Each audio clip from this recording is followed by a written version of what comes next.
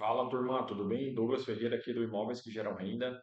Hoje eu queria falar com vocês de um assunto super importante, né? A gente desde que se entende por gente, né?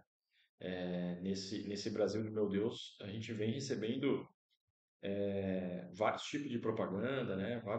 Tipos de culturas vão se implementando na nossa cabeça, né? Principalmente pela indústria de publicidade, marketing, né? No sentido que dizendo que casa para você ter uma casa própria, o sonho da casa própria é um exemplo, né? Para você ter experiências com viagens, que é super importante. Quantas e quantas vezes a gente recebe, por exemplo, propaganda de carro, né? Carro zero, porque é carro bom, vamos trocar de carro.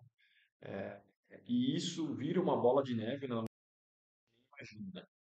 Falando um pouco do meu segmento, que é o que eu venho abordar aqui para vocês e trazer as oportunidades de leilão de imóvel, que realmente é uma grande oportunidade, né?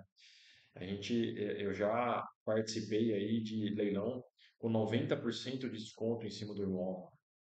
Então, existe leilão de 90%, 70%, 50%, 40%, que é a média aí, em relação ao desconto de um imóvel que vai para leilão. Ou seja, um imóvel aí que você comprou na planta, veja bem, que você comprou na planta direto com a construtora e pagou 120 mil, você consegue 120, 130, 140, você consegue arrematar por 80, por 90, por 100. Enfim, é sim, um grande investimento. Desde que você tenha a sua saúde financeira, se você tenha uma educação financeira e você esteja organizado para comprar esse imóvel, né? Ou para investir no imóvel, né? Ou para investir numa viagem, ou para investir numa casa, ou para investir num carro, enfim. Eu me marcou bastante essa semana. Eu assisti e ouvi um podcast, né? De um proprietário de uma rede de drogarias em Minas Gerais que tem 410 drogarias, se eu não me engano, chama Americanas Drogarias. Uma história super bonita, vale a pena vocês assistirem. O podcast, se não me engano, é do Zero ao Topo. Eu esqueci o nome da pessoa que foi entrevistada. Ele é um ex-servente de pedreiro que começou como representante comercial, depois foi convidado a assumir a gerência de uma farmácia. Enfim, uma história bem bacana que atualmente ele conta com 410 drogarias na rede dele, né? E a história que me marcou, o ponto que ele comentou ali nesse podcast, é que ele foi visitar um proprietário de uma das farmácias, né, que é uma rede de franquias, um proprietário dessa franquia dele numa cidade, e esse proprietário estava reclamando bastante, né, que a conta não estava fechando, a despesa estava maior que a receita, e ele tinha filho na faculdade, enfim, esse dono da rede, né, foi direcionando ele em relação aos processos, em relação às compras, em relação às margens, em relação às vendas, enfim. E quando eles foram almoçar, esse dono dessa franquia fez questão de pegar o carro e ir com o carro dele para o almoço. E a hora que ele viu ele saindo com o carro, que é um carro importado extremamente caro, foi uma das coisas que ele comentou. Falou, pô, mas a sua conta não está fechando, a sua receita não está cobrindo a sua despesa, e você está andando com um carro importado. Então, às vezes, a gente, por status, quer mostrar que a gente tem um carro, né, importado.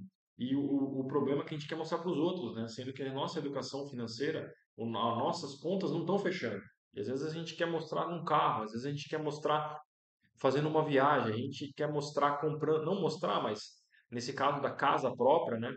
É uma coisa que vem colocando na nossa cabeça. Os nossos pais aprenderam assim e passaram para a gente assim, né? Que você tem que ter um porto seguro, que você tem que ter uma casa, que você tem que ter um imóvel. E eu concordo, concordo plenamente. Eu não discordo de ter uma casa, eu não discordo de fazer uma boa viagem com a sua família e ter boas experiências, eu não discordo de ter um carro bom. Mas primeiro de tudo, pelo menos é o que eu penso, eu já fui fisgado por esse tipo de propaganda. Uma coisa que esse dono da farmácia disse que é extremamente importante, a gente tem que gerenciar nossos olhos, administrar nossos olhos. Porque a gente vê uma boa viagem, a gente vê um bom carro, a gente vê uma boa casa e a gente quer comprar. Só que às vezes a gente não faz um estudo de viabilidade. Às vezes a gente está num ano bom, mas no ano seguinte não vai ser tão bom. Acontece algum imprevisto. Às vezes você está tendo receita ou do seu emprego ou da sua empresa, está tendo uma receita boa, mas não é uma receita que sempre vai crescer. Às vezes ela vai flopar, ou às vezes ela vai decrescer. Você tem que estar preparado para isso. Uma casa, por exemplo, financiada, que é a maior propaganda que se faz, é financiada por 30 anos. Ou seja, em 30 anos, muita coisa pode acontecer. Então, eu venho aqui trazendo esse alerta para vocês, né? De calma, antes de comprar uma casa, um carro ou uma viagem, calma, faz um planejamento. Entende o momento que você está. Entende a quantidade de parcela que você vai pagar.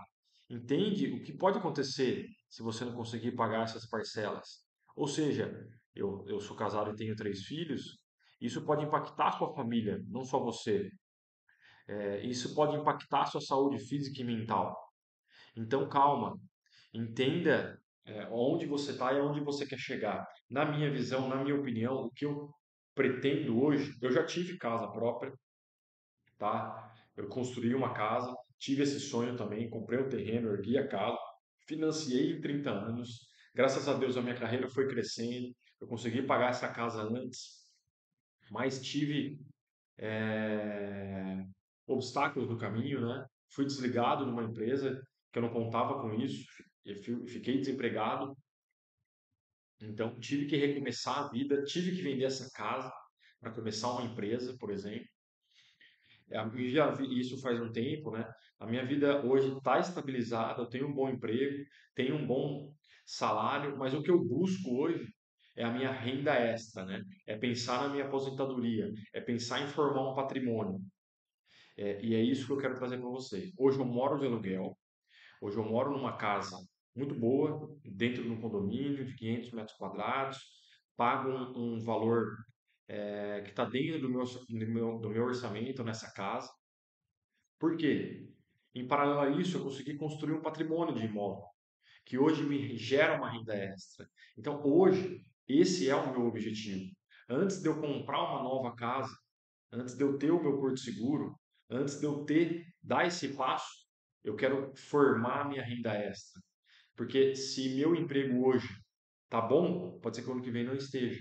Pode ser que a minha receita, eu perca a receita. Então, enquanto eu não me igualar